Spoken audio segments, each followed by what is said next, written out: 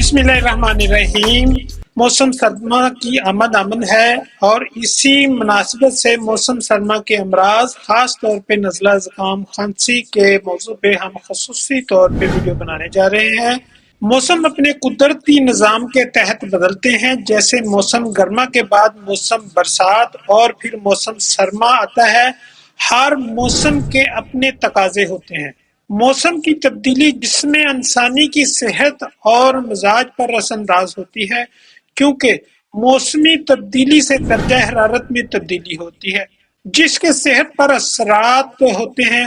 موسم سرما ہمارے ملک میں نومبر میں شروع ہوتا ہے اور عام طور پر فروری تک چلتا ہے۔ دسمبر جنوری میں شدت کی سردی ہوتی ہے۔ موسم سرما کے آغاز میں دن میں گرمی جبکہ رات کو ٹھنڈ ہو جاتی ہے۔ موسم کا یہ درجہ حرارت جسم انسانی کی صحت پر مضر اثرات مرتب کرتا ہے۔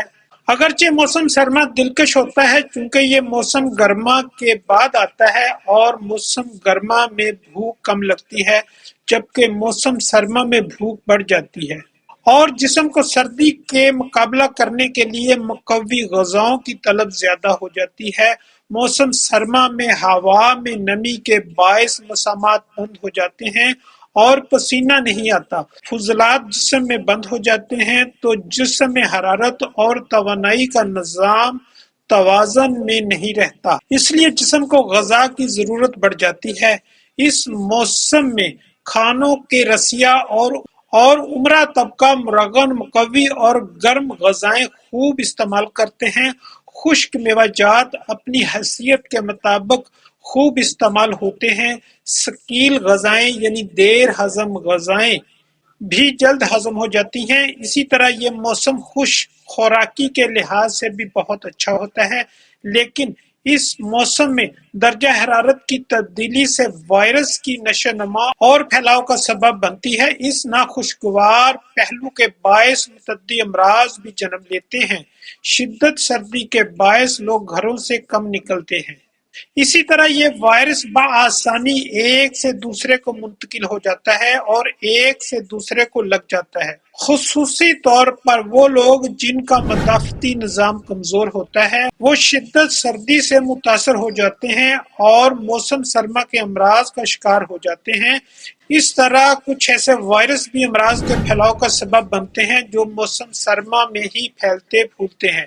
نزلہ کھانسی، زکام، بخار اور سانس کے امراض اس موسم میں عام ہوتے ہیں، اور وہ لوگ زیادہ متاثر ہوتے ہیں جن کا مدافعتی نظام کمزور ہوتا ہے، چونکہ لوگ سردی سے بچاؤ کے لیے گھر سے باہر نہیں نکلتے۔ اس طرح وائرس جلدی سے ایک سے دوسرے میں منتقل ہو جاتا ہے۔ اسی طرح نزلہ زکام، کھانسی، سانس کے امراض سردی کے آغاز کے ساتھ ہی شروع ہو جاتے ہیں۔ اس کے علاوہ وہ ناک، کان اور گلے میں سوزش، سردی لگنے، ہلکا یا تیز بخار، شدید تھکن اور دردوں کے امراض عام ہیں جو چند دنوں سے کئی ہفتوں تک رہتے ہیں۔ زکام ہونا اس موسم کا عام عارضہ ہے اور متعدی ہونے کی وجہ سے جلد ایک سے دوسرے کو منتقل ہو جاتا ہے۔ اس طرح نزلہ کھانسی بھی عام ہوتا ہے۔ ایک تحقیق کے مطابق 200 سے زیادہ وائرسز زکام کا باعث ہو سکتے ہیں۔ سردی میں خشک اور سرد آب و ہوا بھی وائرس کے پھیلاؤ کا سبب ہوتا ہے۔ اگر عام زکام ہے تو معمول کی سرگرمیاں جاری رکھی جا سکتی ہیں۔ اگر 4 یوم سے زیادہ رہے تو اپنے معالج سے رجوع کریں۔ وائرس کو پھیلاؤ سے روک کر ہی نزلہ زکام سے بچا جا سکتا ہے، اس لیے نزلہ زکام کے مریضوں سے دور رہیے۔ موسم میں گلے کی سوزش بھی سردی کے باعث عام عارضہ ہے جس سے کوئی چیز نگلنا مشکل ہو جاتا ہے۔ اس سوزش سے بخار بھی ہو جاتا ہے۔ نزلہ زکام کھانسی کے صدیوں سے مستمل جوشاندہ جو بہت مفید و مؤثر ہے، جو تیار شدہ بھی مل جاتا ہے۔ اس کا نسخہ حاضر خدمت ہے۔ نسخہ بتانے سے پہلے آپ سے گزارش ہے کہ ہمارے چینل کو سبسکرائب کریں اور بیل آئیکن کو ضرور پریس کریں۔ اگر آپ ہمیں فیس بک پر دیکھ رہے ہیں تو فالو کیجئے گا، شکریہ۔ تو ویڈیو شروع کرتے ہیں۔ نسخہ درج ذیل ہے، پنساری سے لے کر استعمال کریں۔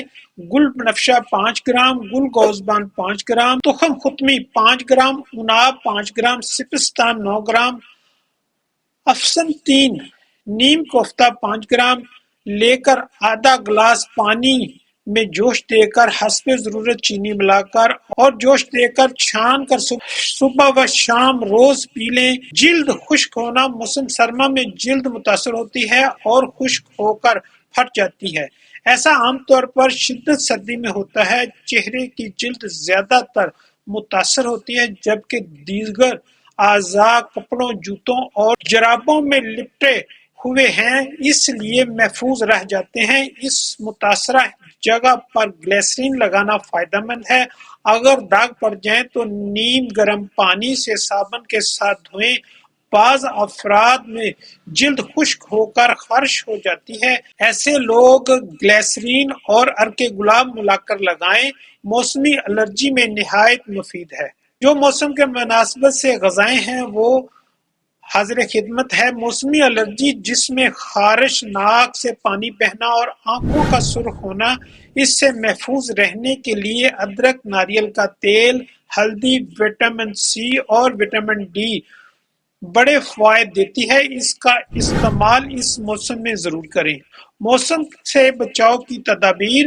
موسم سرما میں صبح و شام سردی کے اوقات میں بلا ضرورت باہر نہ جائیں، کھلی جگہ پر نہ سوئیں، کمرہ میں روشن دان کھلا رکھیں، سر اور پاؤں کو گرم رکھیں کیونکہ پاؤں کی طبعی حالت جسم کی صحت پر اثر انداز ہوتی ہے۔ اگر صحت مند ہیں تو نماز فجر کے بعد سیر کریں اور ہلکی ورزش کریں۔ موسم سرما گرمیوں کے بعد آتا ہے۔ جسم کو اپنا درجہ حرارت قائم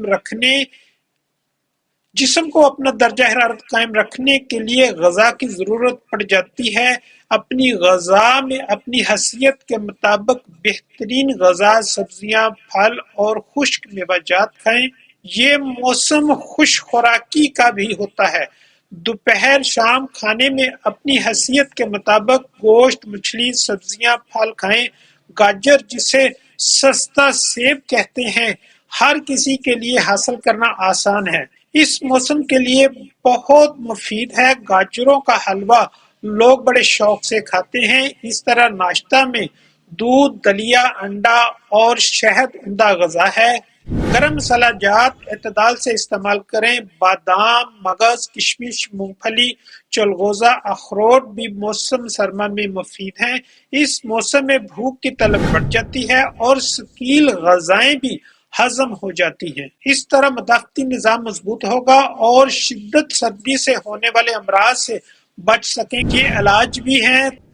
حیاتین اور وٹامن سی کا استعمال فائدہ مند ہے۔ یہ ان امراض سے مقابلہ کی طاقت دیتا ہے۔ خود کو سردی سے بچائیں اور شہد دودھ میں ملا کر پینا مفید ہے۔ اس کے علاوہ دار چینی اور ادرک کا قہوہ بھی نہایت مفید و مجرب ہے۔ ہر شخص اپنی حیثیت کے مطابق موسم کی شدتوں سے بچنے کے لیے گرم کپڑوں کا استعمال کریں۔ خاص کر چھوٹے بچوں کو سرد ہوا سردی کا شکار کر سکتی ہے۔ چھوٹے بچے جسمانی اور طبعی طور پر کمزور قوت مدافعت رکھتے ہیں، اس لیے ان کو سردی سے بچاؤ کا خصوصی اہتمام ہونا چاہیے۔ گردن، سینہ اور پاؤں کو خاص کر سردی سے محفوظ بنائیے۔ دیکھا یہ گیا ہے کہ لوگ سردی میں غسل نہیں کرتے کیونکہ ان کی صحت متحمل نہیں ہو پاتی۔ وہ ہفتوں بلکہ مہینوں غسل نہیں کرتے۔ ایسا غلط ہے۔ غسل سے دوران خون تیز ہو جاتا ہے اور جسم میں چستی آتی ہے۔ اگر غسل نہ کیا جائے تو جسم کے اندر فاسد مادے مسامات کے بند رہنے سے جلدی امراض سر اٹھا لیتے ہیں اور جسم کی صلاحیت عمل اور توانائی متاثر ہوتی ہے۔ لہٰذا ایسے لوگوں کو چاہیے کہ نیم گرم پانی سے یا غسل آفتابی سے کریں اور ہفتہ میں 2 بار غسل ضرور کریں۔ اللہ تعالی ہم سب کا حامی و ناصر۔ والسلام۔